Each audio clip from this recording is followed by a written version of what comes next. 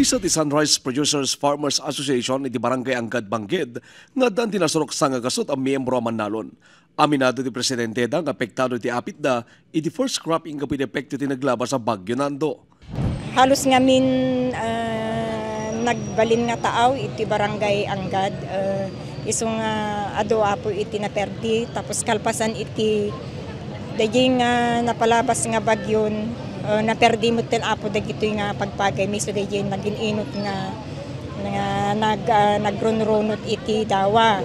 I-base ko di ayan iti area nga 1 hectare tilaang apo na harvest ko is 30 bags.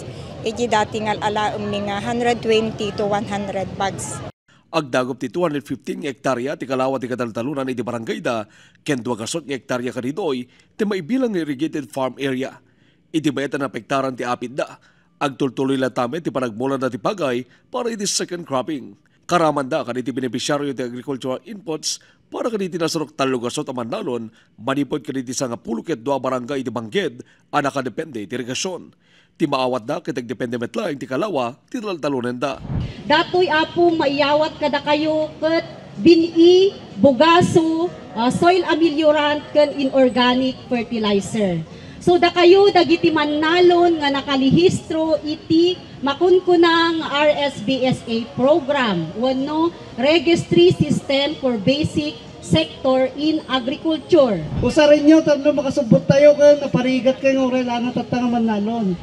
Ti panangipaay ti agricultural inputs ket mangipaneknek ti agtultuloy suporta ti gobyerno kaniti Mannalon. Dito'y ket inisyatibo iti opisina ni Congressman JB ken ni Congresswoman Ching nga nangirepresentar iti probinsya tayo. Tapno may kantayo iti dagitoy nga agricultural input. Kabayan iti Office of the Provincial Agriculturist iti upag ti provincial government. Yamanon tayo mo na proseso datoy listahan. Dagiti mabalin, kwalipikado nga umawat.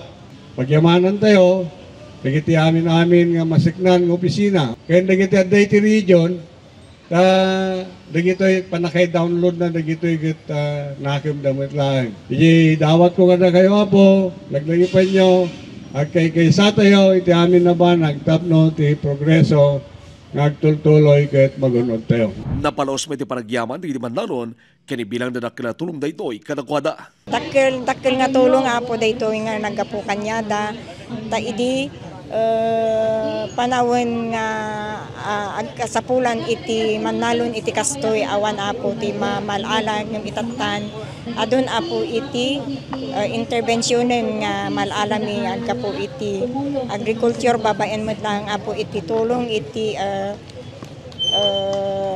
municipal agriculture ken dagitoy apo maniturturong kanyami ditoy nga agtuturay ti probinsya mi nga Abra.